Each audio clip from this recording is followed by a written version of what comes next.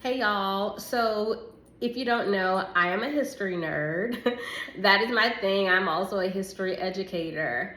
And I am so grateful to Amistad Books for delivering this book to me because I have always been intrigued by this particular part of history, but haven't had, the full knowledge behind it. But I was actually just talking about this in class today. So what am I talking about?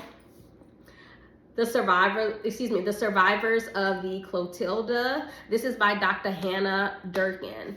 And this is the lost stories of the last captives of the American slave trade. So I want to give you a little backstory. So the transatlantic slave trade, for those of you who don't know, Europeans going into Africa, taking slaves, bringing them to the Americas. The United States actually had abolished or banned it in 1808. Okay, so for them to continue going over there despite the ban, number one, it's illegal. Two, it's immoral. Three, it's unethical. And four, it just shows that they didn't care. Like they had a need and a supply and they were willing to do anything for it. The last time they went there was in 1860. Okay? 1860. And I want to read what Dr. Hannah Durkin actually prefaced in regards to this. The Clotilda, the last slave ship to land on American soil, docked in Mobile Bay, Alabama in July 1860, more than half a century after the passage of a federal law banning the importation of captive Africans, and 9 months before the beginning of the Civil War. The last of its survivors lived well into the 20th century. They were the last witnesses to the final act of a terrible and significant period in world history. In this epic work, Dr. Hannah Durkin tells the stories of the Clotilda's 110 captives, drawing on her intensive archival, historical, and sociological research. The survivors of the Clotilda follows their lives from their kidnappings in what is modern-day Nigeria through a terrifying 45-day journey across the Middle Passage. From the subsequent sale of the ship's 103 surviving children and young people into slavery across Alabama to the dawn of the civil rights movement in Selma.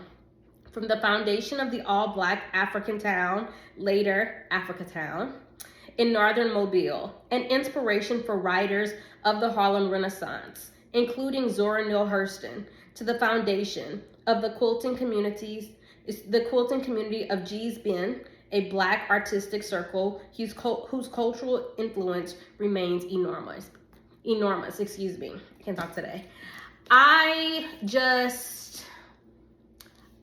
So I'm talking about the sectionalism causes of the Civil War in my class, and I referenced, the strengthening of the Fugitive Slave Act, what that is actually going to mean in regards to laws within the United States.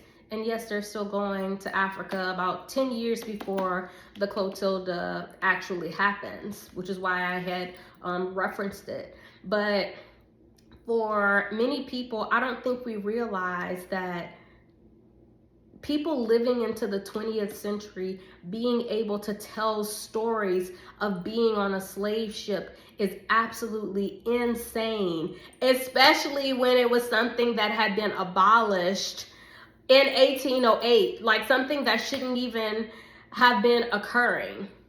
And I am pleased to see that we have research, and not just research, but legit testimonies of people who have gone through this, because as I always say, you can deny history all you want, but the truth is the truth, and that is something that you can never ever get rid of, especially when it is documented. So for any of you who are wondering about that time period, I highly, highly recommend this book to you. It will give you all the feels and just the connection to that time period of what you thought was lost, it really wasn't. So let me know if you are interested, if you've read it, if you're interested in reading it, and I will see you later for the next book. Bye, y'all.